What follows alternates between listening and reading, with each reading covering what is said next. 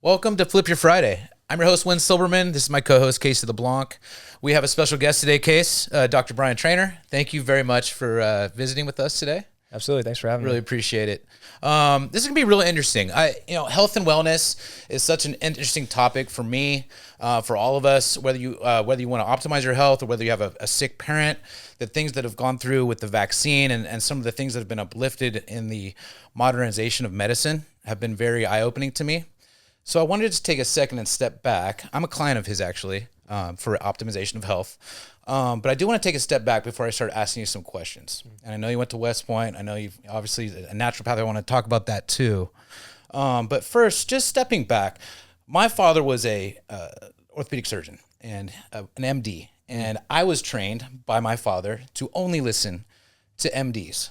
If he was alive today and we went through the pandemic, I would lean on his advice, which was based on 40 years of medical school, right? Or 40 years prior to medical school.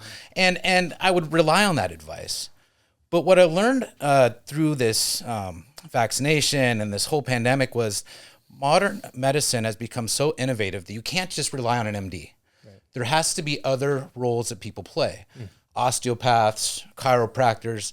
There's this litany of healthcare providers that, whereas before they weren't really given a lot of credibility, I tend to start giving credibility. So with that, I know I was going to read a little bit of your bio, but I kind of just want to jump into something. How do you define yourself as a physician? What is a naturopath? Like, define that first, and then we'll go from there. Yeah, great question. I would be happy to share that. So I am a naturopathic doctor, licensed naturopathic doctor in California. Every state right now is slightly different. I can be called a naturopathic physician in Washington, where I first found out about naturopathic medicine, where I myself benefited from a naturopathic physician. And so it's still 4 years of schooling. I went to an undergrad program, was an Army officer for a while, got sick myself, and we'll talk about that. Yeah. But I started looking at different options of where to go to school, and I did get accepted to a few osteopathic programs. By the point I was applying to medical schools, I was pretty turned off by the conventional medical system. Sure. And thought, MD bad, everything else maybe. No, not to cut you off, but osteopath is a blend of Western medicine and Eastern medicine, right? To a certain extent? That's the philosophy, absolutely. So Dr. DOs, or doctors of osteopathic medicine, licensed in all 50 states, can do every residency opportunity that an MD can do now. So little known fact about it, I think it's 9% of physicians countrywide are DOs, about 25% in the military. So we have actually a lot of DOs in the military, which is great. It's not orthopedic. Orthopedic, osteopathic, very different. Osteopathic at its core is really the idea that the body is meant to heal itself, that if we give it the right nutrients and blood flow, specifically blood flow, they focus more on blood flow. Chiropractors focus more on nervous system supply. They're both relevant. There really shouldn't be an argument. It used to be back in around 1900, NDs, chiropractors, osteopaths were pretty much all the same. And same with MDs. It was after 1910, and we can talk about kind of what happened in medical education that changed kind of how each group got siloed and has been ever since fighting for their piece of the pie, which is unfortunately has, I would say, delayed optimal patient care, because it's kind of like, instead of it being who can help you, it's which degree could possibly help you. And well, part of why we're doing this podcast is because I look at it like you are the CEO of your own health, and people don't take ownership and responsibility of that, and they have they go into a Kaiser system and it's a flip of the coin who they get, or they go see one doctor and it's like, well, that doctor studied for 8 or 12 years, whatever it was, and so they must know what they're doing. It just couldn't be further from the truth, in my opinion. And I think, to your point of where the vaccine has taught us, is that groupthink is not necessarily always right. Right. And whatever side of the coin you fall into from the vaccination standpoint, we do know that there was a lot of forced groupthink, and then it became, a whole thing. But what it did was it spotlighted the idea that, at least this is my opinion, and I would love to hear yours, as to when you have a new medical phenomenon, it should be debated. It should be argued. There's just not enough data or evidence for there to not be the argument from the other side, debating that. Right. Where do you land on some of that stuff? I know it's a highly hyper topic, but great question. Yeah. So the whole where most people kind of take this conversation is, if an MD was in the room potentially, and they were maybe against some of what I might suggest, or at least in theory, they probably, once we got talking, we'd probably realize we have, 90% of our philosophy is similar. But where I landed is Stop touching your microphone. Evidence-based. So this word evidence-based is this term that's been used to this. It's not science-backed. Evidence-based, follow the science. Whatever term was used, both in the pandemic and previously to discredit other maybe ideas or ways of thinking.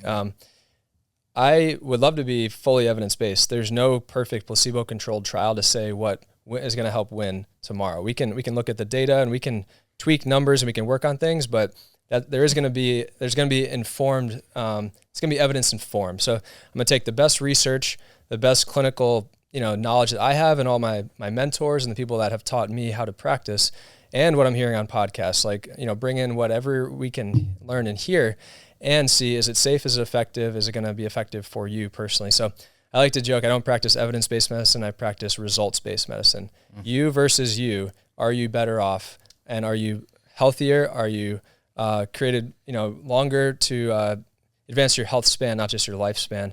And so in the end, that's my number one question. And it's really also looking at, are there potential negatives, right? But if there's something that has low negatives, high potential, I'm almost always going to lean towards that and give people that option. We were talking about this before we got started, and I think it's the idea of reactive medicine versus proactive medicine, and this transition that hopefully a lot of people are starting to catch on because there's maybe more research, there's more trials, there's more things that are going on. It's certainly more easy, or it's a lot more readily available information, podcasts and research and Twitter and so forth. What are some ideas, as I talk about be the CEO of your own health, be the CEO of your life and your maybe the healthy life that you can live? Give us some ideas as to what people should be doing with that. Good question. Yeah. Being the CEO of your own health. So the way it kind of worked for me was similar. I kind of just listened to what doctors said. I didn't have a medical background in the family necessarily, but grew up very healthy.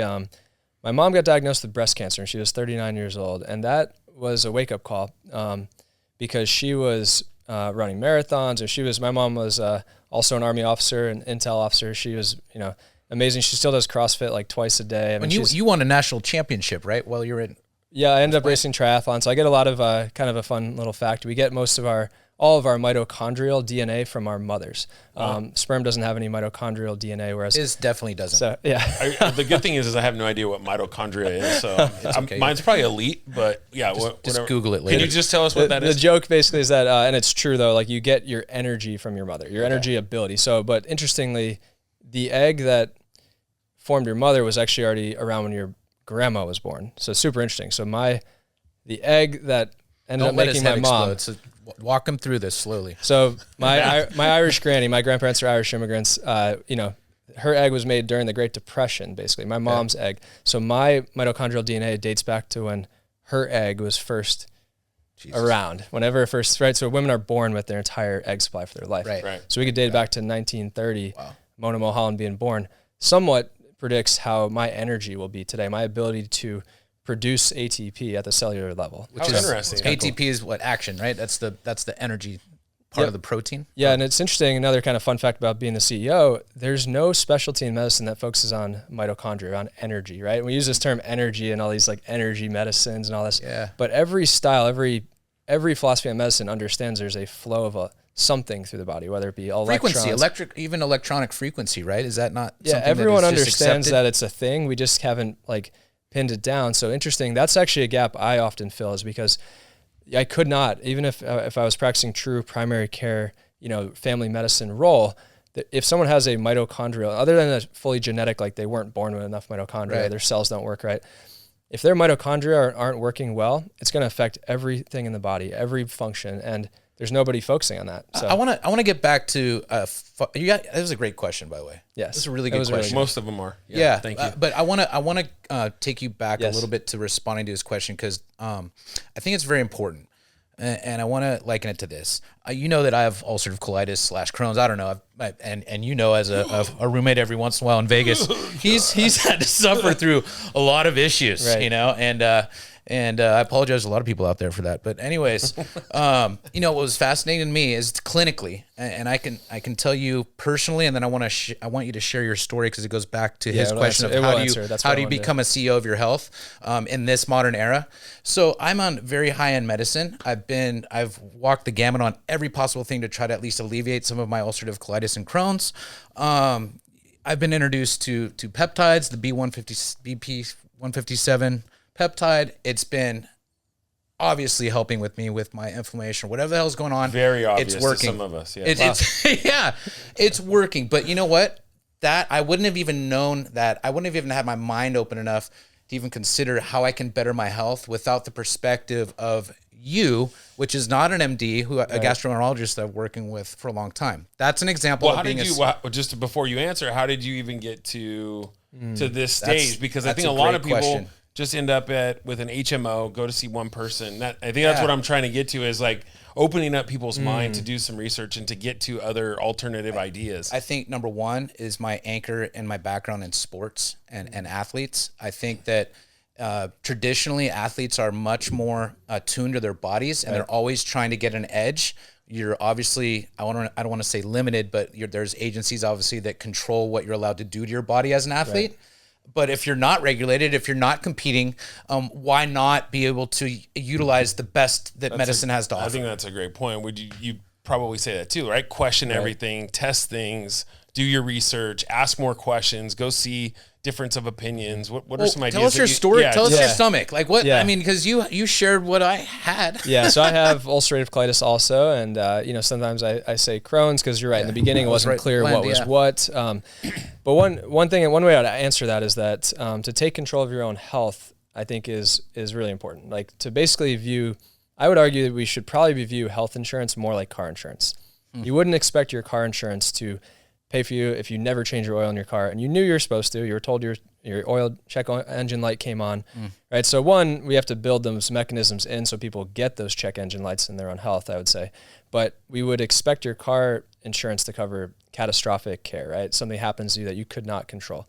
Now, we're not going to be able to control everything, but even just philosophically, even if you have great health insurance that does cover more than catastrophic care, can you view it though? This is not meant to keep me optimal. This is not meant to prevent illness. This is meant to be here if I absolutely need it. Instead, looking at how can we invest in your health, view it as an investment. I don't know many people. Now I see a lot of people that are really health obsessed, right? So I do see that end of the spectrum, but even then I've very rarely met people that, I wish I invested less in my health. I really wish I had put health is wealth. It really is. There's no way to put it. And there's I think we should always be wise stewards of the things we've been given and not be, and that's what I try to help people do. Actually, more than anything, I help people prioritize what is important, right? Because there are probably 100 things that could help me and probably help you advance to get one step better in your health, right? But what is going to make the most impact, be the most affordable, be the most effective for you? That's really my job, to sit through all the new stuff, all the old stuff, all the stuff, and come up with a plan that's going to optimize not just your current sickness, but your long-term health.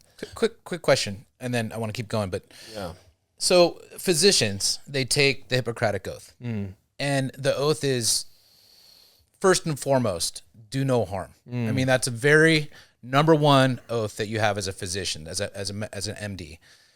Do you guys take an oath like that, and is that your perspective? Because it's a great question. Yeah, I'd like just to know your perspective on that. So the naturopathic, standard of care, there's something called the therapeutic order, and it's something that we could, share. I can share a link to. Sure. It helps really people understand this is what, if I was being judged by my peers in a courtroom, for sure, this is what I'd be held to. Did I follow the naturopathic standard of care, the therapeutic order? The 6 naturopathic principles, the first one is in Latin, "Primum non nocere," first do no harm. The way that gets interpreted, so that's the first principle and the first part of the Hippocratic Oath. There's obviously more to it, what we're held to standards. The biggest thing there is, and I can share from my perspective, first do no harm could mean you need to take this statin because you could possibly have an issue with cardiovascular disease in the future based on a marker of LDL now. Therefore, first doing no harm is giving you this med. No discussion on, are there side effects? Could it be, destroying the CoQ10 supply that fuels the mitochondria? Could there be muscle weakness? These are all known side effects. We're not just coming up with stuff. But first do no harm to me would be maybe don't do that. Can we do 3 months of lifestyle change and then potentially... The difference between physical therapy and surgery, for example. Well, you may be taking an oath that says do no harm, but what you just described could potentially be doing harm, right? Yeah, one example I had, I was giving some prescription, because that's a lot of what typical Western medicine has been is, come see me. No matter what you say, we're going to have a small conversation. We're not going to do any type of blood work, or you're going to write a prescription and move on. And they're limited by managed care. They can't even practice medicine the way they want to, anyways. If you really want, we're generalizing to a bit, and I am too. I like to. I don't want to. That's easy for us to say. We don't have a license or anything. I like to be supportive. So but this is all hyperbole until you talk. So it's the idea that we first doing no harm should really be informed consent is really what it comes down to. Got it. And even if the answer is we don't know. Yeah, I appreciate at least when a medical doctor, when I refer to a specialist or someone sees their primary when I'm out of network for them, that at least they say we don't know. Well, I think the worst thing that could be communicated is it won't work. What if that person, I've seen all sorts of diet, nutrition things work for patients when I look objectively at their data before and after. Things that I probably wouldn't have necessarily recommended. But part of it was that they believed they were helping their health. That's an interesting point. And they stuck with it, and they did it. And you know what? There's something to that, and there's a lot to that, actually. So what is just let's just take somebody who's on the way beginning side of this journey of maybe progressive healthcare from the standpoint of this could be maybe the first podcast that they've been hearing something like, oh, wow, I've never really thought about healthcare progressively. Yeah. It's more of like, I don't feel good, I got to go to the doctor type of thing, or I broke my leg or something like that. But if someone is just starting off on the journey and they're coming to see you, what are some of the first preliminary questions that you're going to ask? They're going to fill out a chart, and what's the conversation like? Right. Yeah. Early on, it really is their goals. The VA actually talks about their whole health, veterans health. As a veteran, the whole idea is that, basically, it's not what's the matter with you, it's what matters to you. I know it's a nice slogan, so I actually wish I had thought of it. But, it really is a simple way of changing that conversation of, okay, this, and this, what are your symptoms? Okay, that matter. I care what your symptoms are, and I use that word actually more broadly than even conventional medicine usually does. A symptom could be, I feel a little less sharp than I did last year. I've started noticing my skin doesn't look as good. That objectively doesn't really matter to your primary care. But to me, it does. If I care about your health, your level of hydration might affect the way your skin looks. How clear your eyes are, there could be a sign of jaundice. Like the art of physical exam has actually gone out the window. If you looked at some older, really good physicians, MDs, the art of medicine. Yeah. So emergency doctor. Or are you saying, is that because people are doing a lot through electronic Zoom, and so it's not as easy? Oh, that's interesting. Right, because there's a lot of healthcare that's going on right now that's been done electronically. Telemedicine, where it's hard to it's pixelated. Maybe they're not even paying any attention to the Zoom. Maybe people aren't even on the video.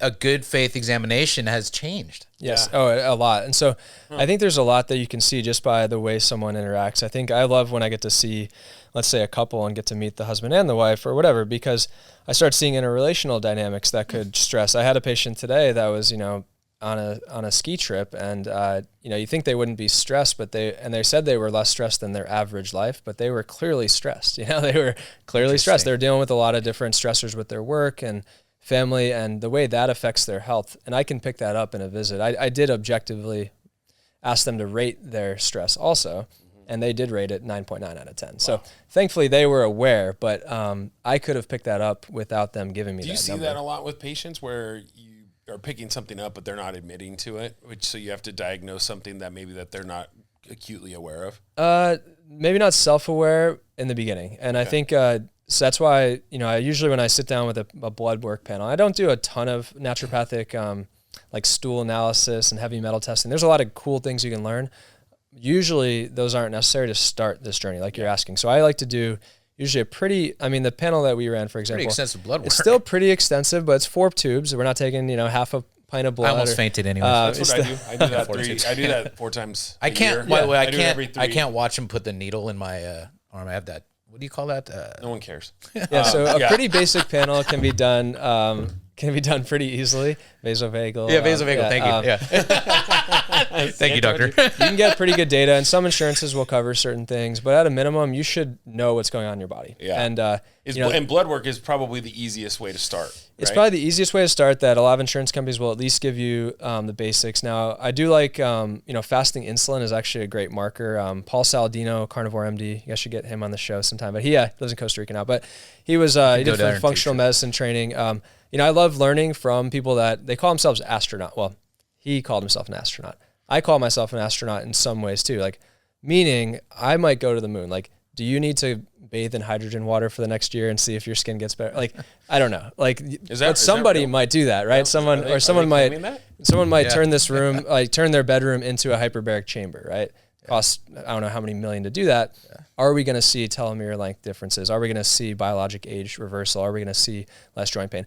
I don't know, but should Tom Brady do it or someone else? Potentially, and we can learn from them. If you're in an ambulance, here's how I see it empirically. The first thing that you do from a hyperbaric standpoint, and it's oxygen. Oxygen heals is the basic concept for hyperbaric medicine. The first thing you do if you're going in an ambulance, they put the oxygen mask on there. It's almost implicit. We're talking about the journey of I know, health. I'm just saying. Yeah, but what he's saying is like not everything can be for everyone. Absolutely. Right. And there has to be certain levels. So we're talking at the beginner stage, just getting a pretty extensive blood panel that's covered. Yeah, that makes sense. Mostly amongst. Yeah. But even still, like even just getting one panel every, X amount of years is not going to give you enough, right? Like, no, it should be year to year. And I think the other things are, if not more. The things I ask a patient is like, I like objective markers like how many hours of sleep, but I care like, are you waking up feeling refreshed? Yeah. For men in their 40s and above, are you waking up with erections more often than not? That's actually 10 years before any cardiovascular disease. Generally, we'll see a decrease in morning erections. Like, there's some really interesting self-awareness things that, like, I had a 76-year-old patient today. He's had multiple heart surgeries, things like that. And I did get to that part of the exam. When I was talking to him, I just said, hey, like, how is erectile function? And he, like, laughed. Like, he hasn't had an erection. And he's on 8 different meds. So is it the meds? Is it his heart condition? Is it blood flow? Like, there's a lot of factors. Now I got to peel back all those, and that's not his goal. So I'm not going to say, but it's a sign, could we have figured that out in his 50s, prevented 4 heart surgeries, multiple, he can barely walk now from his last, he has an aortic aneurysm. Like, Jesus. Okay. And the reason I say that is that, I do a lot with hormones, right? I do a lot with testosterone because especially for men, there are molecules that we know signal healing in the body. There's basic physiology. We know there's certain things that signal to break down things in your body, and there's certain things that tell your body to build things up. And so I look at, is your body able to heal itself? Do you have the innate ability? We're all born with it. We are all born with it, and we probably all have somewhat differing degrees. Probably elite athletes have a better ability to recover than most. Not necessarily train at a higher level. Some do, obviously. Might be the mental side. The mental side is a big part, but your ability to recover is key for health. And so we really think of less about homeostasis. That's the word that we always use. Oh, I'm in balance. It's actually homeodynamics. How far can you be stretched and how quickly can you return to optimal? And that's because every cell in our body is doing that, right? It's being stretched, it's being pushed, and that's returning. So I ask, how long does it take you to recover from a workout? Is it taking longer? So I like to do you versus you because that's objective. Even if there's not a marker that says, if that same workout used to take you 1 day to recover, you do it again, 48 hours, now it takes you a week. That's objective. I don't care I do care what your hormones say behind that and what your levels say, but I care more about those objective markers that you versus you is going to benefit you. In addition to that, I'm always not wanting to look at the medium or the median, but looking at the optimal and looking at the optimal specific to me, right? Yes. So my height, my weight, my skill set, like how I would view my energy level. So all of those different things, and then tweaking all of them. So now we're probably starting to get from a beginner level into a more advanced level. And what are some of those things? So you've kind of walked us through a little bit on the beginning stage. Now let's take somebody that has started the journey, is maybe a couple years in. They're like, I just want to keep continuing to, see where this can go, right? They have done the blood work, but you would say, what are some of those questions? Someone who probably understands the basics. Yeah, I do think the term that I've usually kind of looked at, get into the body what it uniquely needs and get out of it what it uniquely doesn't need. And some of that is personally determined. I think a few podcasts recently, like Joe Rogan had Gary Breck on, super interesting, 10X Health. That's very similar to how I think, actually. he promotes everyone getting an epigenetic test to see. I can learn a lot from basic blood work generally and an intake on what your epigenetics probably say. What would an epigenetic test? What would that entail? How do you take it, and then what does it spit out? Most it's like a salivary test, so you can spit into a tube, basically, or cheek swab. They're a few $100s usually. There is a way you can take like 23andMe data and run it through other. It's basically looking for genes, subsets of genes. Yeah, subsets of genes. So those are, MTHFR is kind of the biggest one that will affect fertility. It affects your methylation pathways. I'm sorry, what MTH? FR. It's called the. You guys are saying I don't swear. So that's right. The mother gene. So yeah. I know you guys swear on this podcast, but anyway, MTHFR. And then there's about 8 other markers of methylation. Generally, you'll have a slightly increased mean corpuscular volume on your regular CBC. That could tell me if that's even an issue for you. But anyway, methylated Bs are often low in patients that don't eat enough good animal products, which I say good in the sense that we're all being challenged with that just with our food supply. But so methylation's big. There's one called COMT, like but you can answer a lot of these questions like, can you drink coffee and fall asleep, right? Are you a slow metabolizer or are you a fast metabolizer? Coffee's not the perfect example, but like I have a slow COMT gene. I detox caffeine slower than the average person. And so I have roommates, in the Army that could drink caffeine and fall asleep, right? I can't. It won't. Even if I can, if I track my sleep with a Oura ring and that's what I like, the biometrics. I guess to answer that median question, the next thing is, are you tracking your sleep? Are you tracking your heart rate variability? It's probably the simplest marker to get. Like most watches give you your readiness score. Yeah, right? I track all of it. Yeah. And you could test that and you could say, okay, when I sleep, when I get a readiness score above 80, let's just say, I feel good. You might feel fine at 70. So you know what? For what you're demanding of your body and your mind, you might need 70 or above, and that's your baseline. But you know what? Could you do something to take it from 70 to 75 this year, potentially? Could you drink less alcohol, potentially? Whatever the case may be. Could you get 30 more minutes of sleep? Could there be a supplement before bed that personally for you would actually raise that consistently? Right. And because I can tell you what the data would say and suggest maybe 5 options, and I'll probably choose one if that's what you want me to do as your provider. But generally, I like to give them a menu of options because I view people as they're pretty intelligent and you're going to live with your body. Like even people I work with often, I might see them once a month, right? Yep. I'm not holding their hand. I'm not their trainer. I'm not their spouse. I'm not their roommate. But so one, get those people involved in your health. Have accountability groups is a great option. Like I know, simple things like watches, you can have your family or friends on track there, you and see how many. Circle. Kind of fun. I like to go a little further than that with goals though. I like to build in definitely rewards, but also negatives. One of my friends, him and his wife did this.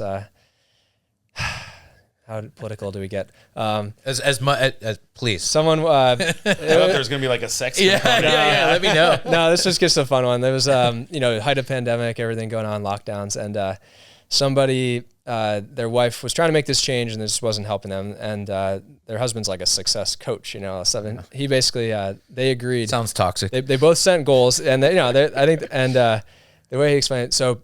It wasn't just the reward. I think, we're pretty good at that. When I do this, I'll do this. But some people are more motivated by the opposite. So they masochistic, you're saying? They set a goal like if you don't do these things that are on your health to-do list or on your goal sheet, you have to write like a letter of support to Governor Newsom, and you have to donate to his campaign. I like that. Something. I like that a lot. So what can we build in? That's a little bit extreme, right? Yeah. But it could be something a lot simpler than that. So right? That's interesting. That is really interesting. I want to get into a little bit with peptides and testosterone and hormone. I mean, you specialize. That is more of the advanced, right? Or where you're moving into. Yeah, if we don't mind getting to the next level, because Ozempic, for example. First, I guess let me back up. If you don't mind going to let's say 3rd level. Yeah. I understand Ozempic, for example, which is obviously in the media a lot. Be able to cut weight. Is a peptide. Yes. I understand that as a peptide. Would you, just for people who don't understand where this is going and where medicine is going, would you be first able to just kind of help us define what a peptide is, and then maybe talk about what Ozempic does, and then maybe we'll start going into what peptides are doing and where that's going. Right. Okay. So I like that. I know I keep I'm not referring to Joe Rogan. People should listen to this podcast, but I actually don't listen to Rogan much until maybe 2, 3, 4 patients in a row bring up a health related one. Because he's got a lot of good content, but he has some good health content.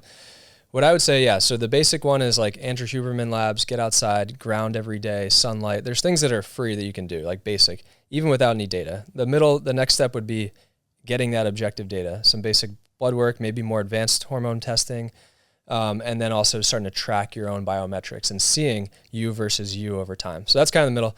The next step is really, okay, how do I go from I'm functioning, I'm okay, but I got a little bit of joint pain. I got this old injury. Maybe you should. That's when I would say see a functional medicine doctor, see a naturopathic doctor, see if you can get it covered by insurance. If not, don't wait. Like to see me through my practice Optimize You that I contract at. It's $179 to do a full blood panel and spend an hour with me. Most NDs are at least double that, and I love that. Just one of my missions in life was to make this more affordable. Used to work in the insurance model, and glad I got to do that to start my career where, patients, I wasn't... Understand the landscape. Yeah, it could be, people would pay a $5 copay or less sometimes and get to really pick my brain. I had to do what was right for them, and hope insurance did, covered what it could. And if not, I got to learn basically what was somewhat covered in the system.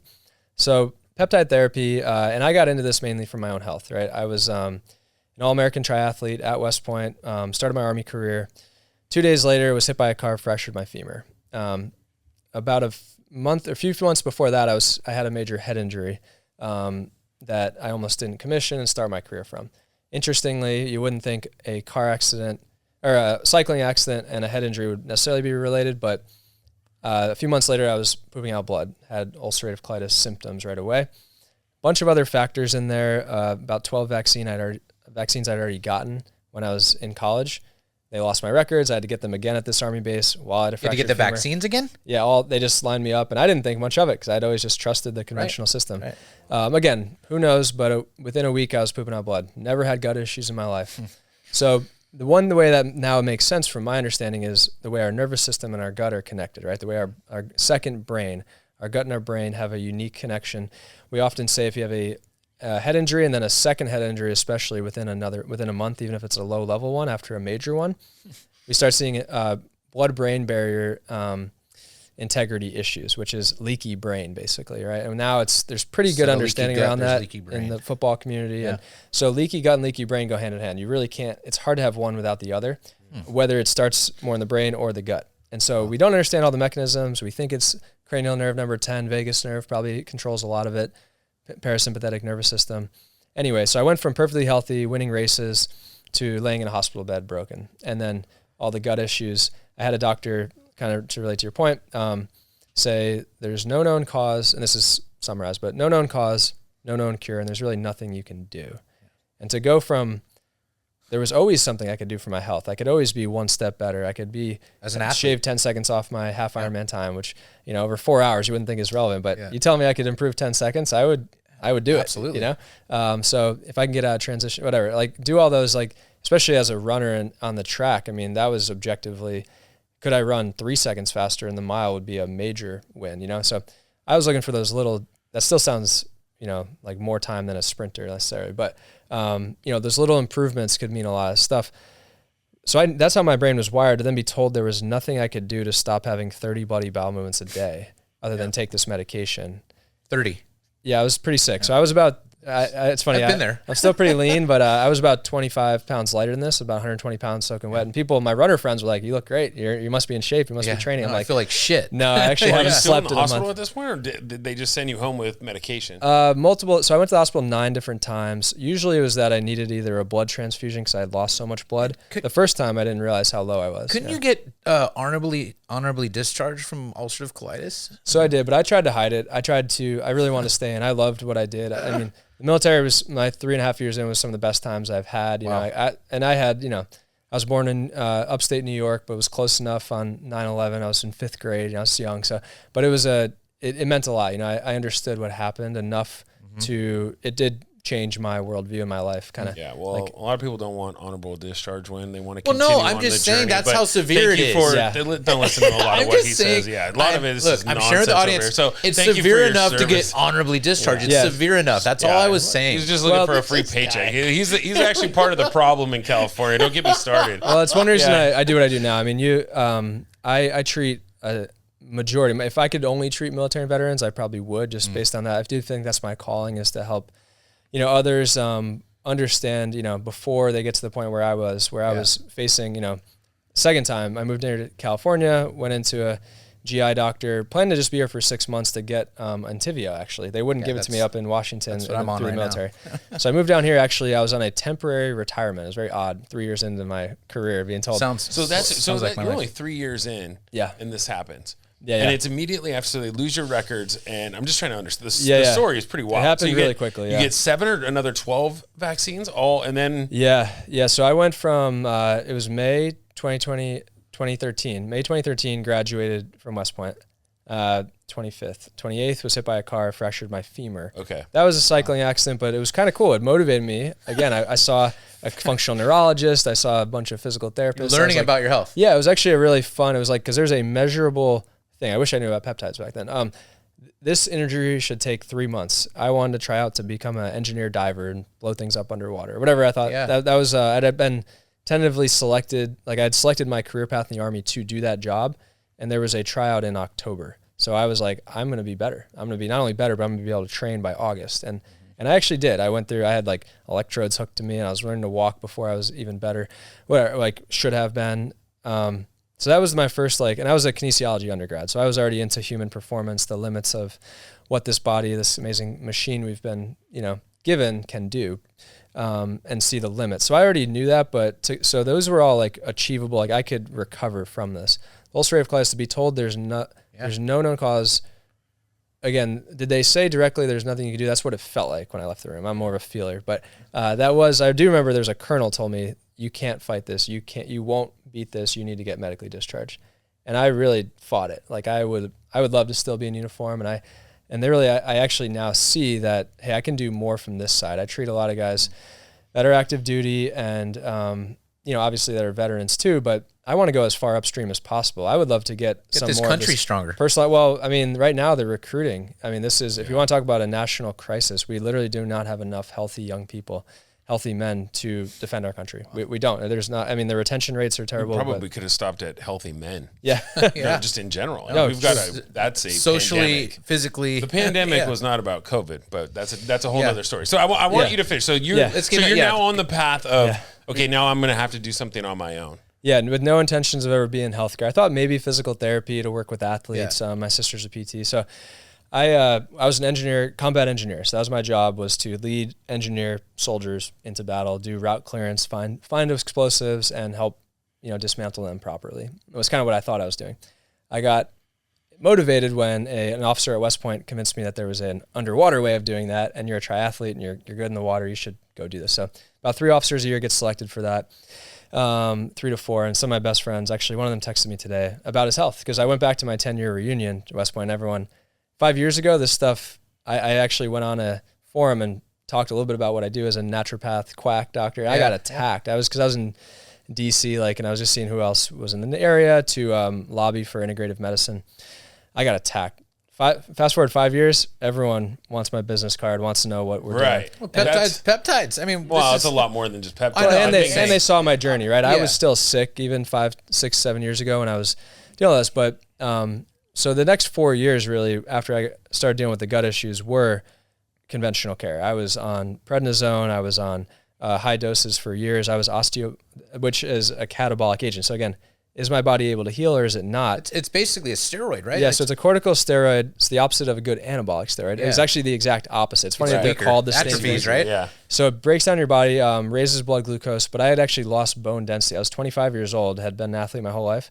I was told, you have osteopenia. You'll have osteoporosis if we don't get you off this corticosteroid, which was the only thing that would stop me from bleeding. So I'd go in and get a big dose of Solumedrol, IV corticosteroids. It'd be enough to... One, my face would get all puffy. Moon face, right? Moon face. Yeah. So I'd get on it. It would put out the fire, right? They saved my life. That's conventional medicine's job. They helped me. I would leave and I'd get put on a taper. I'd be on 40 milligrams prednisone. I'd get down to about 20, and then I'd start having, for me, it was the bloody stools were a big part, but really it was the urgency. I couldn't walk across the street, without going to the bathroom. And that's actually still the only symptom. I still have some urgency occasionally. But it's very rare, and it's been pretty incredible. I'm off all meds, off all the none of the biologics really helped me that much. Humira, Remicade, Entyvio. I was on methotrexate, 6 MPs. So the next 4 years after where we were, at in Fort Leonard Wood, Missouri, and then Fort Lewis, Washington, were kind of healing. And I actually, when you say healing though, what does that actually mean?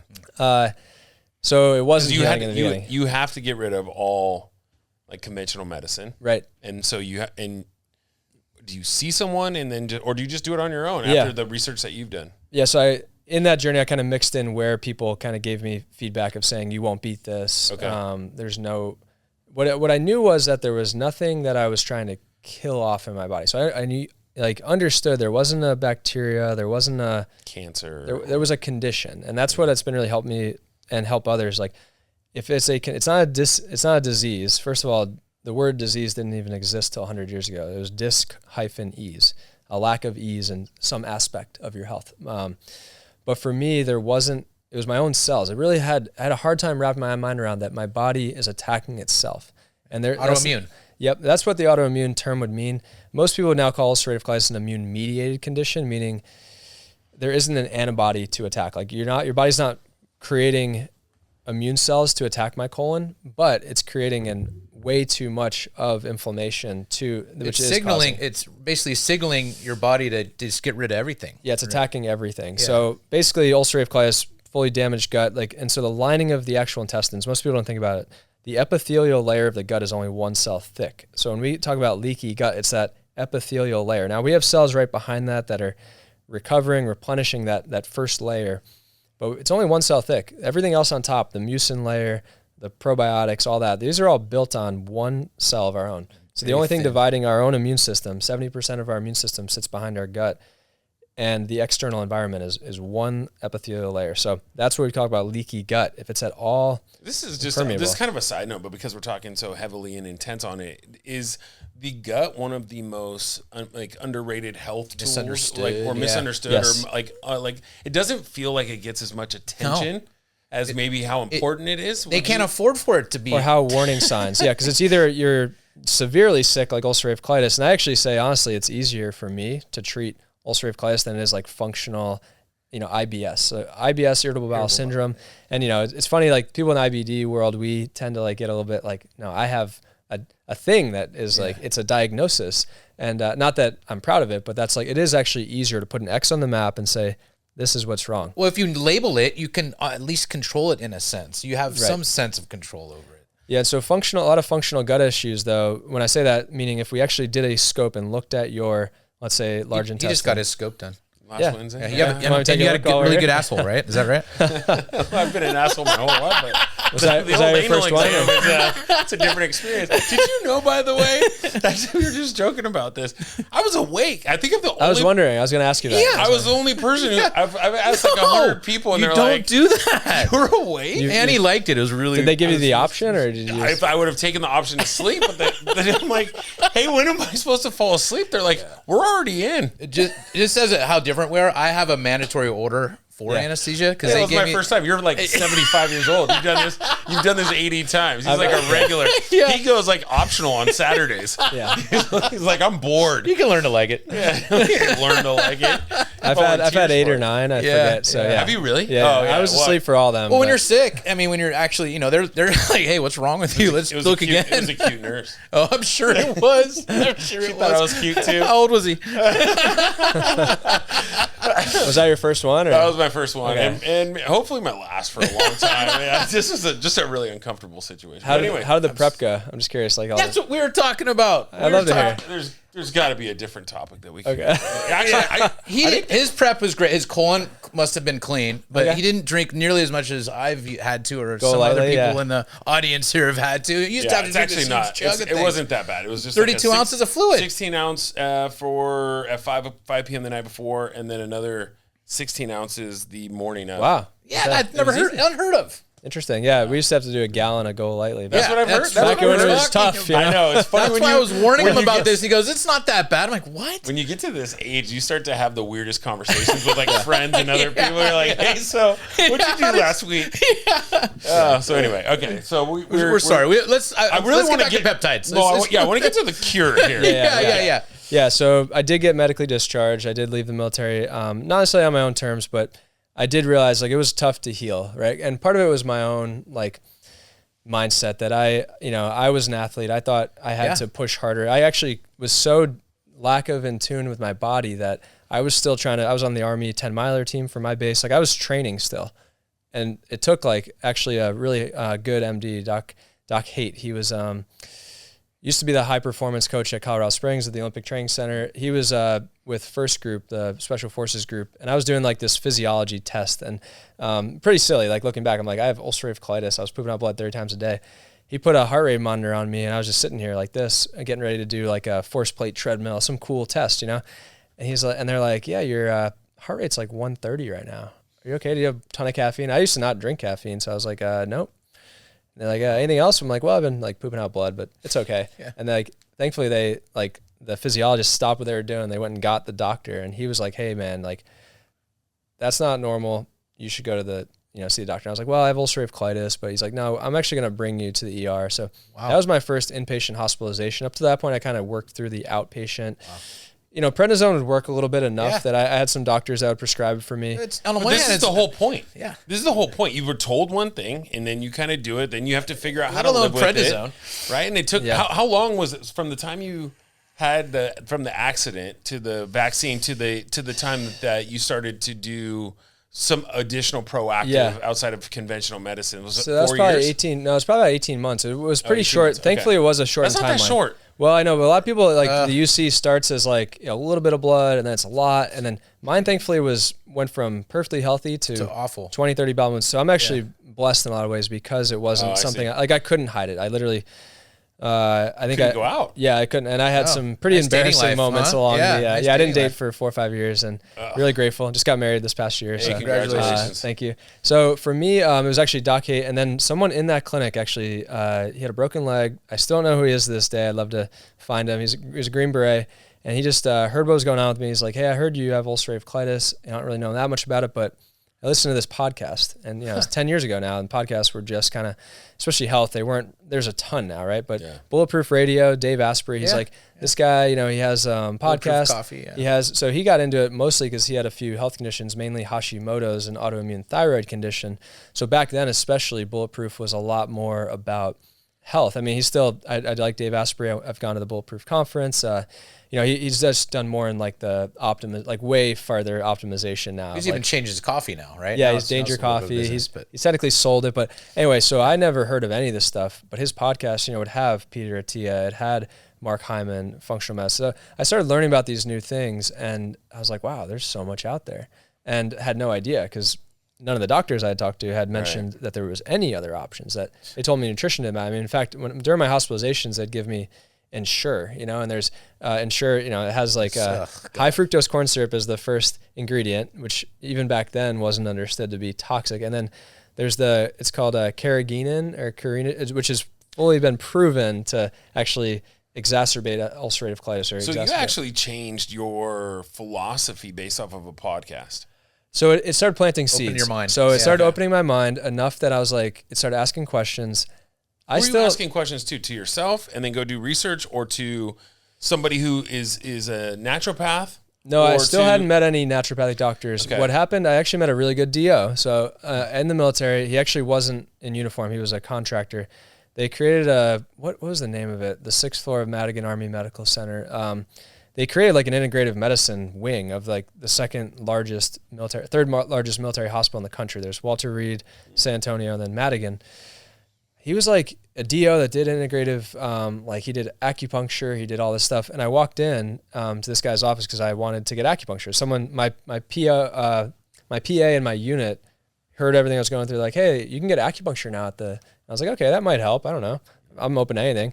And I walked in, this Dr. Grinchbun, on his desk, he had Bulletproof Coffee. And I had just started listening to this stuff, 6 months in, I'm starting to try these things, and Bulletproof Coffee was kind of my gateway into all this. It was the first thing that made no sense based on what I understood about nutrition, carbo loading as a triathlete. I was at a really low fat diet, and I do think that predisposed me to a lot of the gut issues. Not that I necessarily needed coffee, but I didn't have, it was really the fats. I had almost no fat. I was afraid. I was fatophobic, and I was 130 pounds. Fat doesn't make you fat. We all know that now. Good fat, bad fat. Right. All this, I had no idea. Yeah. I just thought low fat, I never, high protein. I never really looked at sugar though. I was consuming a ton of sugar to fuel my workouts back then. I mean, it was that's insane. the killer. Yes. Right? Like we know that now. Yes. Yeah, by the way, smoking, they've banned flavors, right? But you walk down aisle 8 and you have a child and you have Kellogg's or Frosted Flakes with cartoon characters and they're pushing sugar. I would argue that sugar is probably the most lethal thing we have in our system right now. Right. And yet, they're going after tobacco first, where I would argue sugar could potentially be even worse for you than. Yeah, I think the studies are slowly showing that. So, okay. So anyway, the two things that really helped me, eventually, even with, I got diagnosed with C. difficile. C. diff is a deadly bacteria. So there was a thing to something. This is really where I was having all these seeds planted. I'm reading these podcasts. I'm trying a few supplements and things. Nothing's really healing me. I think if I had found those things before, 2 years of medications and stress and all that, maybe we would be different. But I didn't really, once I was on those meds, it was hard to get off of them. C. diff was all of a sudden, I was in the hospital about to get, do a regular Solumedrol pump, maybe a blood infusion, get sent home after 5 days. Regular at that point. Every 3 months I was getting something like that just to keep alive, basically. C. diff is a deadly bacteria that can colonate the gut, usually after antibiotics. So C. diff is caused by antibiotics. The treatment. Don't a lot of people die at the hospital? Yeah, it's a nosocomial infection, meaning it gets spread in hospitals very easily. Yeah. So whenever I'd go to the hospital really sick, the first thing they would do is screen me for C. diff. Huh. I had never been positive until I actually started getting a little better, and then I had a positive C. diff. And they always did it. It was nice. So I'd get my own room in the hospital. The Army hospital, a lot of times you have 3, 4, however. That's why actually when we go now, he gets me my own room. Part of my C. diff probably. Hey, look at that. But I tested positive for C. diff, and all of a sudden it went from, you're going to be in the hospital for a few days, we're going to get this inflammation under control, to here's an antibiotic, go home. I'm like, I still have all the same symptoms. Took the antibiotic, went home, didn't really get any better. So after a month of really feeling bad, I went back to the hospital, and they're like, oh, you have ulcerative colitis. I'm like, I know I have ulcerative. They're like, well, you don't have C. diff. And I'm like, I have all the same symptoms. So I realized when you wipe out things in the gut, when you just disseminate the gut, the first things that grow back are usually the weeds, candida, C. diff. So my gut had been so destroyed that as I started healing it again, somewhat theoretical, but C. diff came up, and then it came up again shortly after. Now, steroid refractory ulcerative colitis, meaning you're not getting better, you're not inducing remission with prednisone. You will now be eligible for fecal transplant after 1 positive C. diff. So fecal microbiota transplant got on my radar after I had 2 positive C. diffs that no one could explain, that my symptoms weren't different. Now, usually full C. diff, like real C. diff, is like really watery stools, smells terrible. It's like every doctor that has been around C. diff, whereas mine, distinct smell. Again, I'm not saying my poop doesn't stink, but it didn't, right? They were all like surprised, or like, how did I know at some point you would drive a podcast where this is exactly what we're talking about? Shit. It's fucking dinner time right now. I need a minute. That was the limit. Now you do understand what fecal means, right? Okay. So we're talking about poo, and now he's going to transplant someone else's poo in his fucking stomach. It wasn't about not understanding. Okay. When we started talking about how bad the smell was, that's where at some point I just had to talk to your doctor, hospital friends, and if they ask them. I actually don't. Based on this conversation, I don't think that there's any reason to have this conversation. Can we get to the solution? I am so tired of the fucking problem. Okay, right, so we understand your gut is completely fucked. All right, so that's not the medical way to say it, but I want to give me to the solving the problem. Okay, so yes, conventional medicine was, steroids didn't induce remission. Let's try biologics. Biologics for many patients work, about 50-50. The interesting thing about the research is, as long as you're 1% better, right? So when Entyvio came out, and now it's been on the market for 5, 10, probably 10 years now or more, they're 3 to 5% better than Remicade, generally, for inducing remission in moderate to severe ulcerative colitis. That means that there's 45% or so of patients that didn't respond, that it wasn't effective for. I was one of those. So it's not like it wasn't that crazy. You're not responding to anything. I wasn't responding to anything. So you get the fecal transplant. So no, I actually moved down here to get Entyvio. This is now 3 or 4 years into the journey. And I was ready to give up. So the conventional option at this point was to remove my colon. So the answer was take out the large intestine. At this point, the treatment, the corticosteroids have done more damage than help. Therefore, the only thing that we can do is remove your colon. Then you won't have ulcerative colitis. I was going to have the entire colon. Attach your small intestine to your fucking anus. The goal is to be able to do a J-pouch surgery. They have to be able to spare the rectum. So I don't know how much you want to talk about this, but if you can't spare the rectum, though, they couldn't promise me that. So look, the good news is so get to the point where you didn't have to do that. Okay, so I didn't have to do that. So someone, sounds kind of crazy, but someone prayed over me that I'd get fecal transplant. I'd never really heard of it. I briefly heard a podcast. Praying for him to get one. Someone prayed over me. I was like, well, I looked it up. The only places they were doing it were Australia, Spain, maybe? And that place was getting attacked. Place in Canada was offering it. Place in England, Tame Out Clinic, and I forget the one in Australia. But they were all getting under fire because they knew. I mean, these drugs that I was on were costing. I mean, Entyvio is $20,000 in infusion, and it used to be more. And the newer ones are probably gonna be more than that.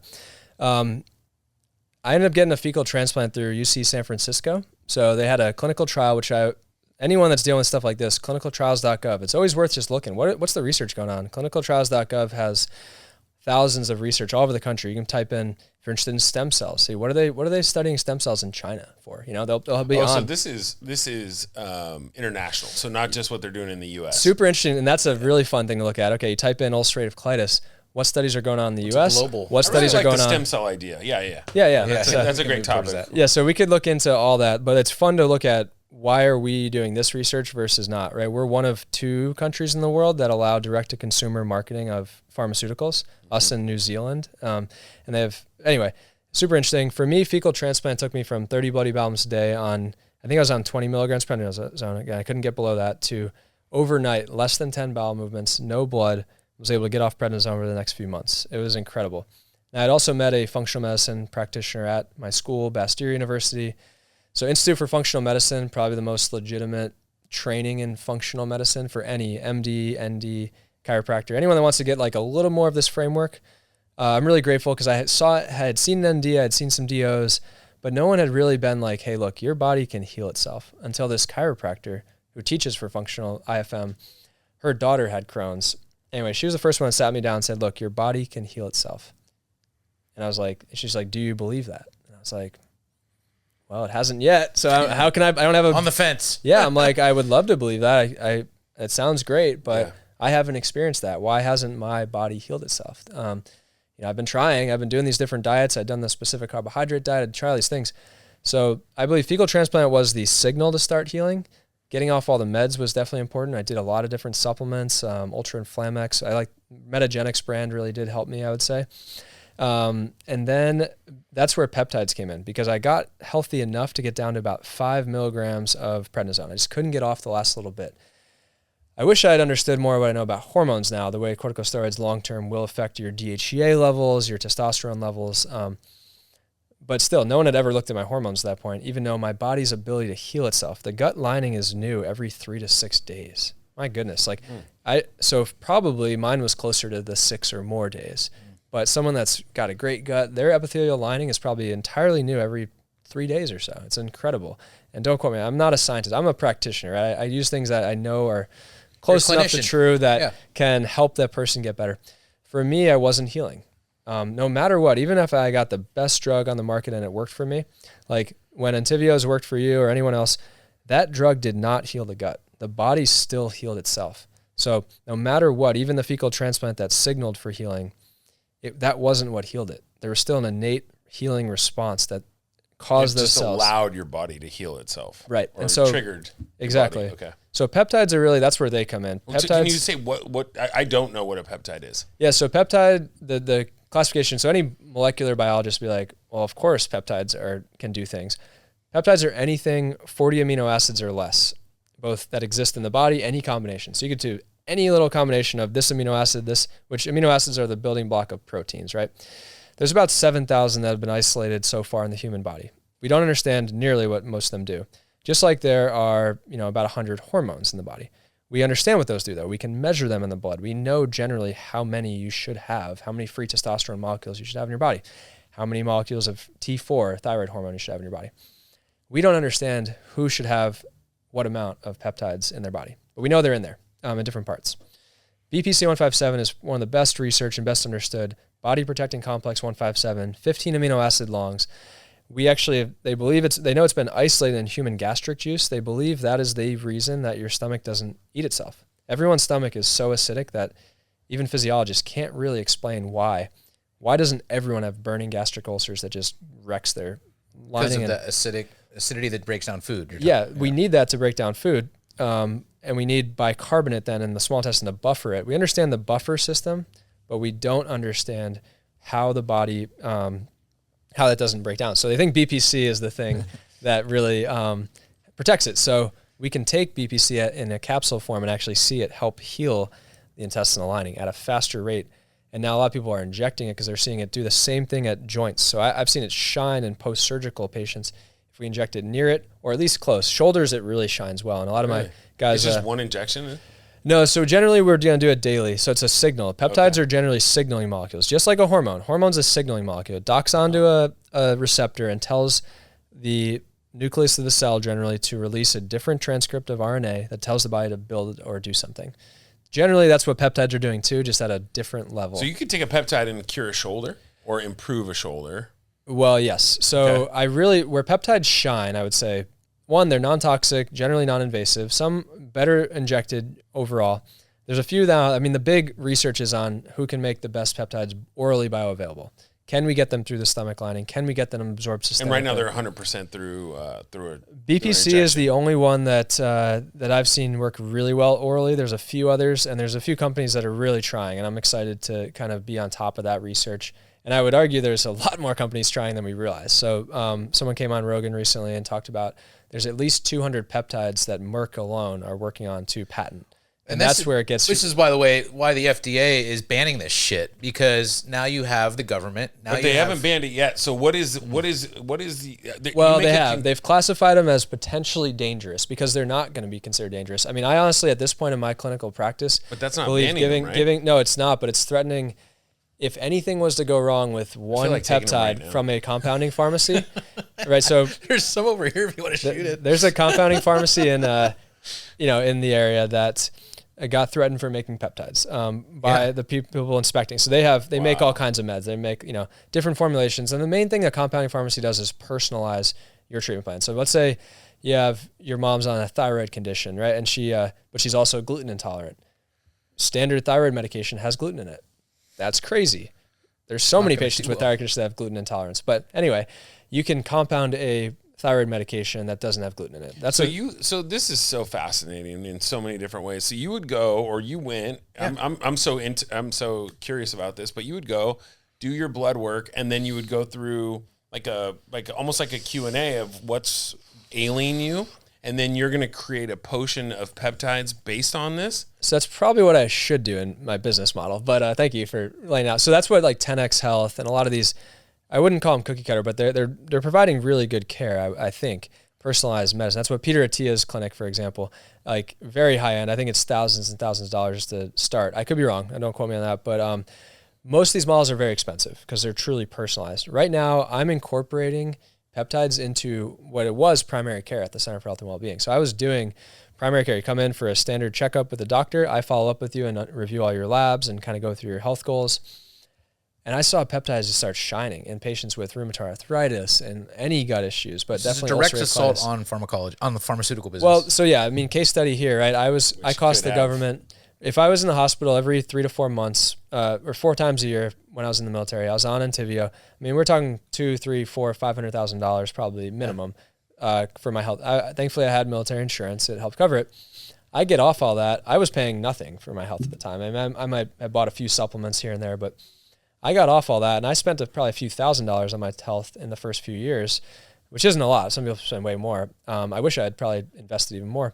But a bottle of, let's say, BPC 157 right now, about $150 for a 2-month supply. So it's expensive. It's not cheap. So forgive me. This is, you said BP 157. Body protecting complex 157. It's probably that's one amino acid. It's kind of like the gateway drug. One peptide that's a collective of amino acids. Okay, which has been shown to have healing improvement I can attest to it. well, in a variety of different Most of them were animal studies, so that's the challenge. That's why if you were talking to a medical doctor, I read the Tony Robbins book, I read the Peter Attia book, and a lot of them do talk about peptides. Are these kind of standard ones that have been researched and tested? Yeah, but there's not a lot of human data. But there's practitioners like me and Peter Attia that have used. I would argue I've used more peptides than most practitioners. There's a few great practitioners in the area. The problem is I don't advertise that I do peptide therapy. In fact, my clinic has asked me to stop, and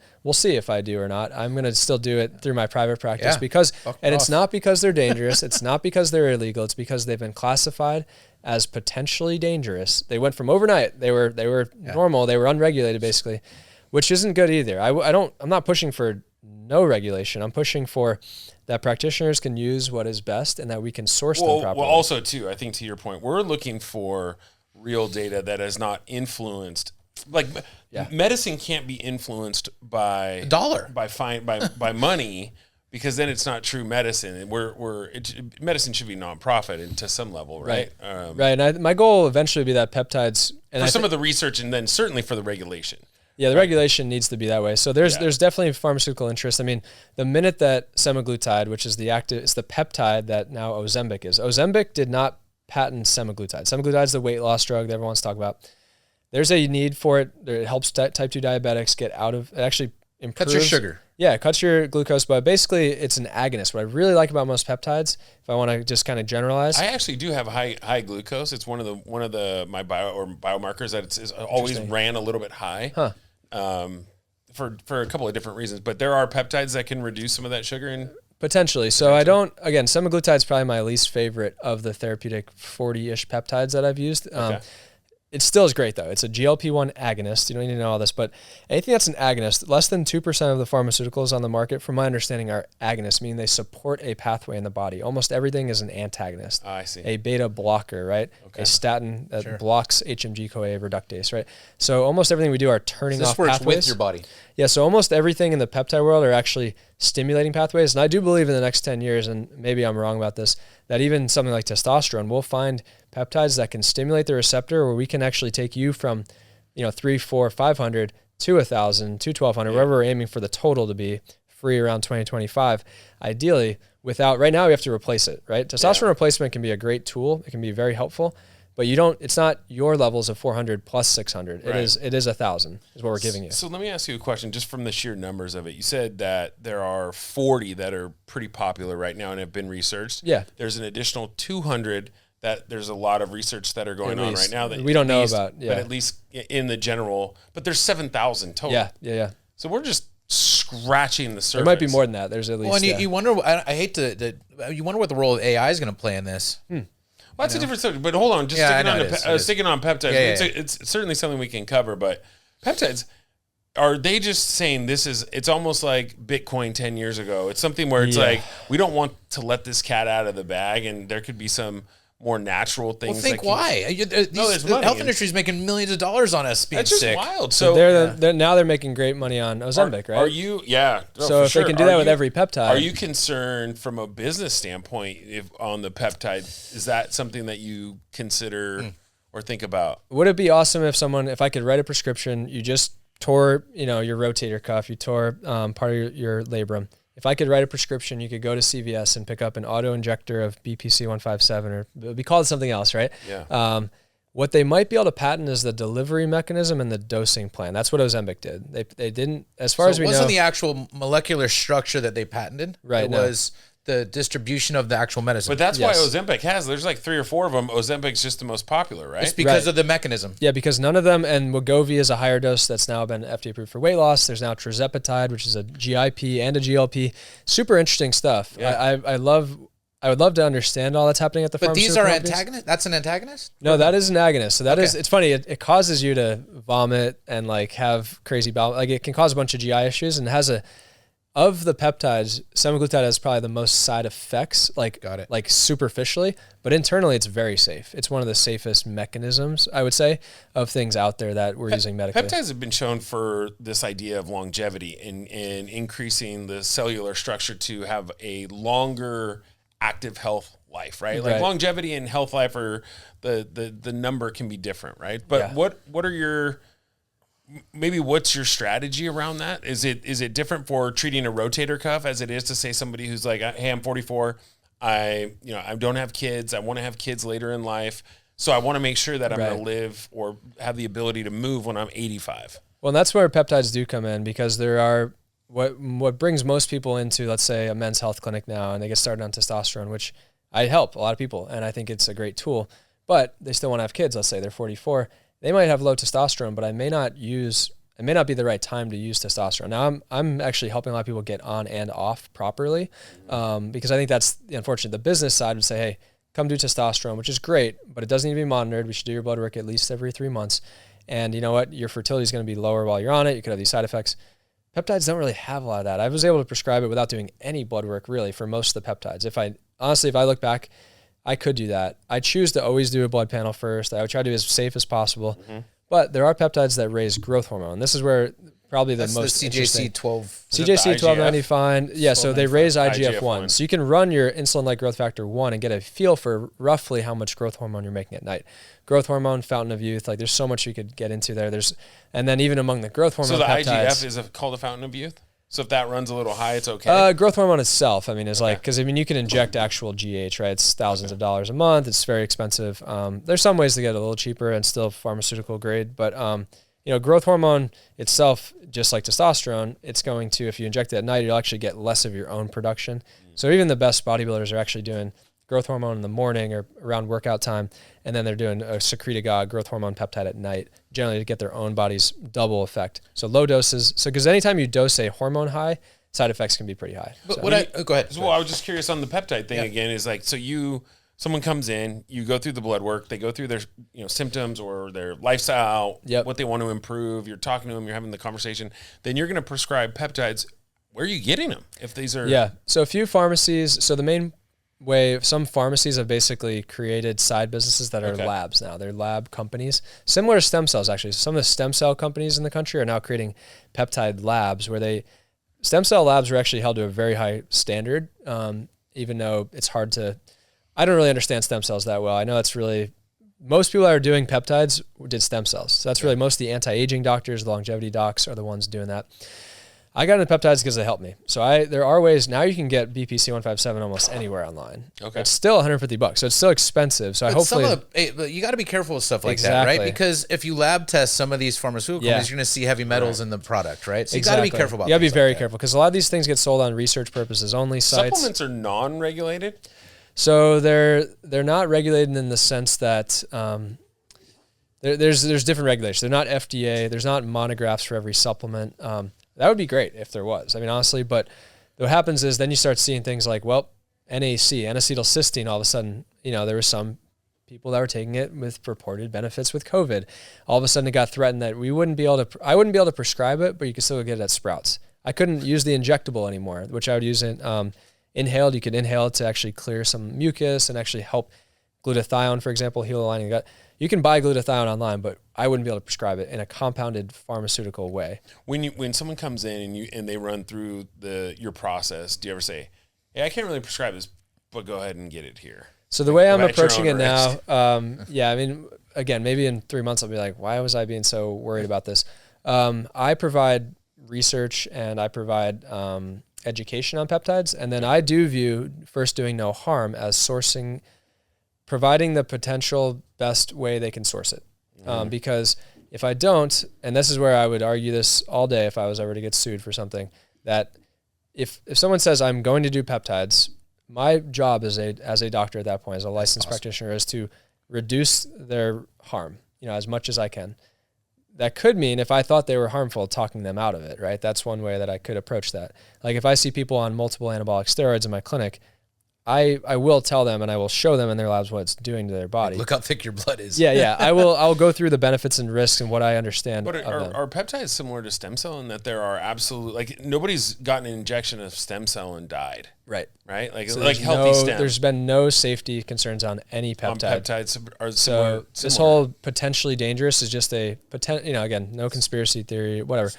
Most likely is that they're waiting to patent them. They're doing their best to patent the ones that they're going to work. and all the other ones that are close enough.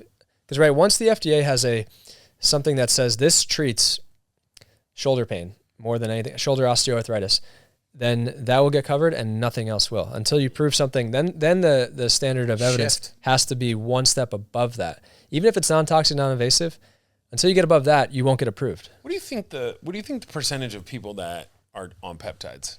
I think it's a lot higher than you think. I think really? Pro athletes, it's you can't really test for it. I work with, again, a lot of guys in different levels of military training. I think almost everyone that's looking for an edge is taking peptides. You almost 100%? Yeah. Yeah, and it's one of those things where we'll see. Now, my understanding, people have been caught with peptides, not on peptides. You can't test. There's no litmus for. So this is almost, I mean, just for us, it is almost like a cheat code. Potentially, yeah. And I think you should still be careful. I think it's like there are 40 different ones even that I think you could go look up right now if you just looked up peptide therapy.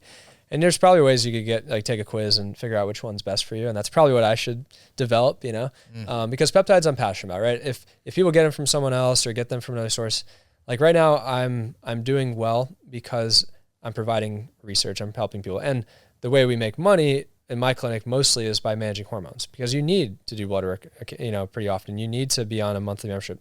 You do. It is a fairly expensive prescription. Mm-hmm. Peptides, they heal people and they go home and they feel better. So, the one thing that I always come back to with all of this health stuff, and at some point we'll kind of tie it, but it really goes down to this evolution of energy and that your health can be the foundation to do whatever the hell you want in your life. Right? This whole podcast was around tips and tricks and cuts and hacks and the foundational pieces, the rebounding from this, and there's all kinds of different things with how people kind of want to hack their way or take a pill or do this and that.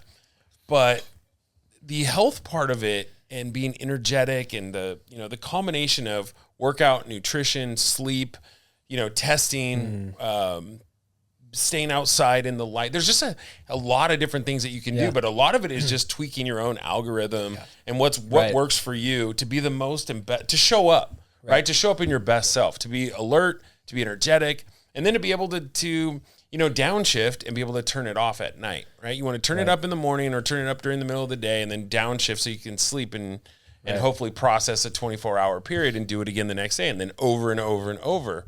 Right. And so what you're talking about is a lot of that. And I'm sure that's a lot of the questioning and stuff like that. Yeah. And that's where my mind as a human performance, undergrad comes in, because I'm not looking at, are you sick or are you not sick? I'm looking at, are you optimal? Yeah. So that's what gets really fun, because there's not a one size fits all. And, I love neurotropics. I love talking about kind of how we enhance the brain.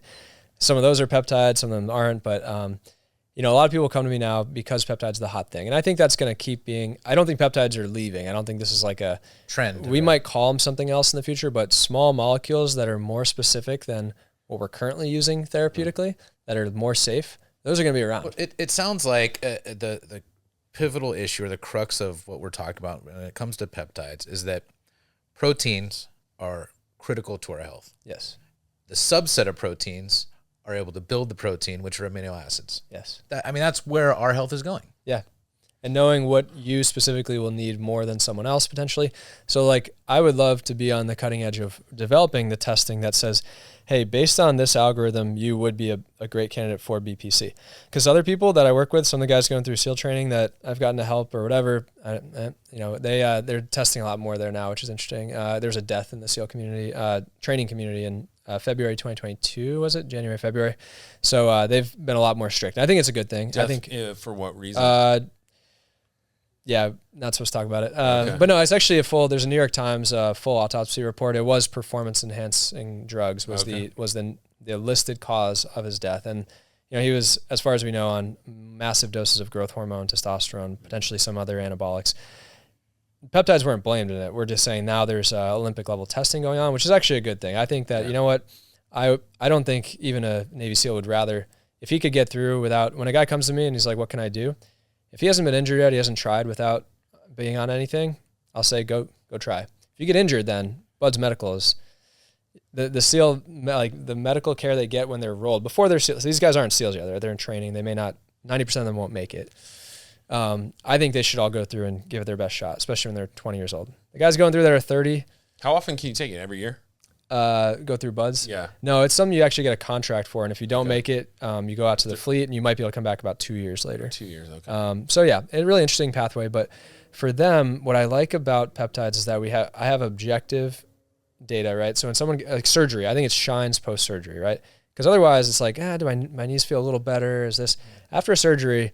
You know, it should take this long to recover from this shoulder reconstruction, right? And I have patients coming in almost weekly now, almost daily, it seems like, and being like, I went back, it's been 6 weeks, my surgeon cleared me for everything. They said within a month I'll be... think Aaron Rodgers... Sorry, 6 weeks in comparison to 3 months. 3 months. Yeah, I'm seeing so about... you cut it in half. And I'm pretty sure we did both BPC and TB4, the Wolverine healing stack that Conor McGregor may or may not have used. Like those kind of, like, it's really interesting what the news comes in, and then how many people show up at my door to get treatment. And then, and so now that's happening like crazy. And my, conventional, and I'm saying hormone clinic, it's like a normal thing. There are a lot more, right? There's just in our area, there's probably, you could look up probably 20 HRT clinics within 5 miles of here. Yeah. And they're all helping people. And a lot of them are dabbling in peptides. That's how I would say it. This is like new, right? Because you can't. But I've been doing it for 6 or 7 years. Yeah, so it's like an interesting. It's like really it is, but it's really hitting the mainstream, and now it's like pretty clear what guys like Aaron Rodgers, like no one's guessing him. He did a lot of things. It's clear that Aaron Rodgers' healing process he probably did a lot of other cool stuff. That's probably Hyperbaric, awesome. ozone, all that shit. Yeah, there's a whole nother. Can you touch on some of that before we wrap on other things? So you've what the would blood you? work? Because there's cold plunge, there's different nutrition tips that you would say they can all be done synergistically. That's the nice thing. Almost very few things. There's a few of like the neurotropics I use that can't be taken with antidepressants. There's certainly always like medical, like I probably undervalue how many like things happen in my mind when someone shares their goals with me. Like if this, then this, it definitely is more because I do screenings at this place where they do therapeutic juicing and fasting called Optimum Health Institute. All those patients are really sick, and I have to basically decide, can they do colon hydrotherapy?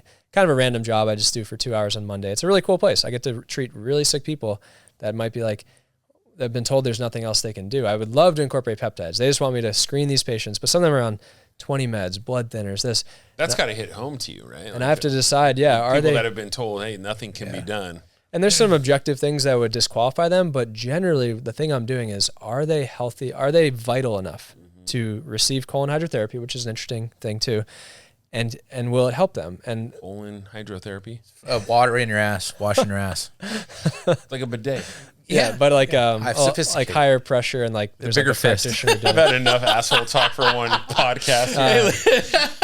Okay, so get your colon washed. Yeah, maybe. What would be your top? What about top like easy things to do if you're even at the gym? Is it sauna? Is it cold plunge? Yeah. What would you like? How would you rate it? I love sauna and cold. I love sauna myself. Cold plunge. There's so many good benefits, and I like the back and forth. Right. So like I know you're basically giving an exercise to your blood vessels without all the wear and tear that can come with some types of exercise. So you're getting in Germany, for example, they do cold, hot. Right. You can do it in the shower, right? You always want to start with warm, end with cold. So you always want to end with cold. And that's a German hydrotherapy thing, but you want to allow your body to heal itself back up. Yeah. We're always tempted to go back to the warm, but you should always end in cold, just the simple. And then it was on Huberman where it's 60 minutes sauna and 11 minutes cold a week is ideal. That's a lot, but yeah, it's definitely doable. I mean, cold, we're talking about cold ideally, but I think jump in the ocean, right? Jump in the ocean, get your feet on the sand. Grounding is very important. I think you should be doing that daily or as much as you possibly can. Yeah, what's your grounding revolutions just because a lot of people don't know is where you just no shoes, no socks on the earth's surface. Yeah, get on the earth. I mean, does that include like asphalt, or is it just like grass, or is it dirt? Does it ideally the more variety the better for your energy, for your microbiome, for your electrodes, whatever. But yeah, grass is great. But it would just be fun for even your listeners to take a moment. Like it would be fun to poll them, right? Like how many people like honestly are getting their feet on the ground honestly once a week? Yeah. Once a day would be ideal. You literally can't ground through all the rubbers and plastics and things like, and I have days where I don't, and I'm like, wow. It is fascinating when you really reflect on that. Just think about it right now. When was the last time that you actually had your bare feet on the earth? When was the last time you got unfiltered sun? Unfiltered sun includes, no sunscreen, no windows. Like you actually got out and just had 15 minutes of unfiltered sun in the morning, ideally when, so ideally like morning sun, cold exposure. Yes. Surfers do a pretty good job. Like a lot of surfers, they have weird injuries and stuff. They come see me because I got hit with a board or whatever, but a lot of them are pretty healthy, and they're pretty resilient. So you don't have, thank you for that. And we got to wrap this up pretty soon. Thank you for being here. Yeah. But we can just keep going. Yeah, I know we can go forever. But is there so 50 degrees, 60 degrees, where do you start defining as cold? I mean, definitely I know we do that 39-degree plunge, obviously. Yeah, I'd have to look. I mean, this is what is fun. Like Andrew Huberman really changed the dynamics of what, because he's able to really succinctly share like the literature.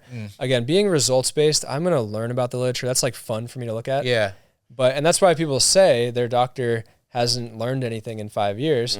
So my job is I'm a lifelong learner. And I think because of my own health journey, I've taken that on. And I hope most practitioners are growing and evolving.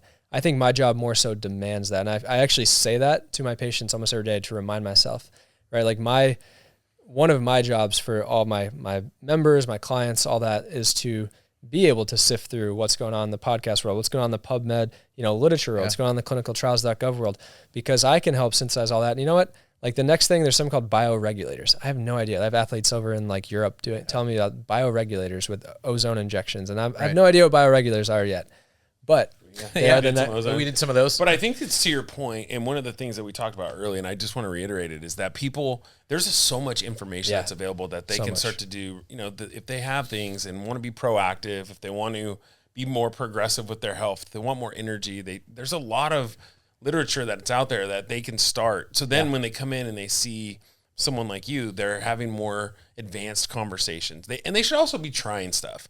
They should be an active participant in their health, not this reactive. I think it's like a big part of the problem. And like even like work-wise, like I'm trying to grow a team that is like more alert. I talked the other day, not to sidetrack, but he needed time away from the 10 hours of his calendar. So I said, you need 2 hours, go sit on the beach, no shoes, literally just go walk on the beach and you have think time. He said, I have never had a manager tell me stop working. Yeah. Well, in all honesty, if you go 10 hours and 10 hours and 10 hours, and then when you go home, you've got 3 kids and you've got a wife and you've got this and that, that's just too much. Yeah. Take 2 hours tomorrow and go get on the sand and go clear your head, because then you can be more organized into what you're doing. And more effective on contributing. There's just a ton of things with it. Yeah, and then there's times to push through, right? And I can help people do that too. Correct. So you might say, hey, I have this goal. So that's why it all comes back to your goals. So I think getting clear on your goals, and hopefully that's also in line with like a 10-year plan and we can't take tomorrow for granted. Like for me, it's definitely like more of like where am I being called? What's my purpose? And then I have a quote that kind of has always resounded with me. It says, if you know your why, the how and the what will become clear. And I sense that when people come in and they generally understand their why, I can help them try to figure that out in our visit. But if they come in with that, it's a lot more fun because they know why they're there. They know what they want to feel. They might be some self-awareness things they don't have yet, but when I get to dial it in, but I mean, I have what I've been doing now, because I don't get to see everyone as patients. I do like 15-minute discovery calls that I was doing for free. I charge $30 that way. And I'll give someone the down and dirty in those 15 minutes, just, hey, listen to their story quickly. It's not a full visit, but I will tell them if I think I can help them. If I can't, I know other places to start. Hey, check out this podcast. Because that's where you're at. You don't have the start. So you might not have the knowledge. Come to me, docere, doctor as teacher. I'd love to educate and share what I'm learning. But that's available. So I want someone to come in and say, I learned about this, this, and this. Can you help me? Yeah. Which one's the best? I want to help you prioritize, because really that's not your job. There's 101 health benefits of these, 100 supplements. Yeah. How do I decide which ones to take for my physiology, symptom-wise, under the hood, long-term health? That's what I help people prioritize. I would much rather someone come in. That's the opposite of your old doctors, not point at you, but just saying I understand. The sense of like, they're like, oh, I'm the doctor, you're the patient, I'll tell you what to do. I want patients come in saying, I want to do this, can you help me? Right. Yeah, well, thank you for your service. Can you tell everybody who's going to listen to this where they can can find you? Yeah. Thanks. Yeah. So I think dr.trainor, last name Trainor. We can put that on the screen. Yeah, link it up. Yeah, that's my Instagram. I'm pretty contacting there, but my best thing is my website, www.drtrainornd.com. Probably need to simplify it for the business stuff, but I have some reviews here in San Diego. We'd be happy to. There's an appointments tab. Like I said, that 15-minute call is probably the best way to just get started, because it might make sense to go more to the places I offer blood work. It might make sense to just schedule with me if you're out of, and I can do blood work. Great place to start. It's a great place to start, because like we did, we just connected. Within 5-10 minutes, we were able to say, hey, this is where I would go. Yeah. And you already had some goals, you had objective things you wanted to do, and I've helped empower you to do that. And a lot of places that if you came in with your same goals, you honestly might have spent $5,000 before you even get some treatment, to be honest, in the way that. I don't think he would have spent that, but yeah. Hopefully not. I would have asked you for your credit card. Yeah. Because this stuff can get expensive, and I'm not trying to devalue the value of it, but there's places charging, potentially 4 times more than peptides for me. And that's just because I know that helping people will always come back to be worth it. And there's a volume thing and all that. Well, like we say, like my father used to say, may we all continue the healing. And I think that's the pivotal point. And that's where we are today. And I just want to thank you for taking the time right now. Yeah. We can go on for hours, but we need to let these guys go home and eat some peptides. Well, now people know me. Maybe we can do a Q&A or come in with, today I didn't answer a lot of questions. I feel like because we were trying to figure out, my story versus what to share. But I love sharing them both, because I'll try pretty much everything. Like I said, I'm an astronaut. I get some hydrogen bottles in because I heard about it on a peptide or on a podcast. Like, is hydrogen water going to help me absorb my nutrients better and feel better? I don't know. Yeah. So why don't I try it? And then 2 months from now, I can let you know if it's helped. Me and my wife are going to try it, and my barber, So I get a few other people that are friends, and that's how it started with peptides. I started doing it with some friends after I was like, this helped me a lot. This help you. So peptides, the only thing I do now, I'm off all meds, because they're helping me. They have side benefits, right? Yeah. So instead of side effects of these other meds that were breaking down my bones and other stuff, actually I feel better in the gym. I have a little more vascularity. Yeah. Most people say BPC is a slight neurotropic effect, so I take it in the morning. Some people take it at night. It's just really cool to get into the nuances. That's the fun part when people are like, what I love is the empirical, the fact that it's it's working. There's a noticeable difference. And I thank you for that. And I honestly, we have to wrap it up. Yes. We'll go on here forever, but thank you very, very much for being here. It was amazing. And by the way, this is what we try to do in terms of a blend of your journey with trying to glean some things and be able to share with our audience just how elite people can function. So I think what we did is a perfect blend of how we like to get to know you. We also like to get to know what you do, and then try to contribute and help everybody get better. Just even 1%, right? So I do offer on Fridays, actually, is private practice day. So I work other places kind of Monday through Thursday, but Friday, all I do is those 30-minute consults. You can win on Fridays. You can I was thinking about that. I was like, wait, that's the day I offer those. That's like the main day I offer those those initial calls. And if someone wants to pay me and do a full hour right away, hey, I do that too. And if someone's and that's, the average going rate for that is $300 to $400 now. That's about what I charge. But that's like me spending usually about 3 to 4 hours of my time working with you to dial in a plan. So there's that, but there's also the 15-minute call, $30. Get started. Let's get started. That's awesome. Perfect. Well, thanks again. Awesome. Really Thank you very much. That was very helpful. This wraps it up. It's another great session of Flip Your Friday. Casey, I didn't know you know this, if you knew this, but we're actually on every platform. It's really cool. So Spotify, we're on Instagram, we're on all that stuff. There's people out there. I have no idea what that means really, YouTube and all that, but there's people out there. Audience can learn. Yeah. It's cool. We're on there. So thank you very much again, and that'll wrap it up. And that's it. That's awesome.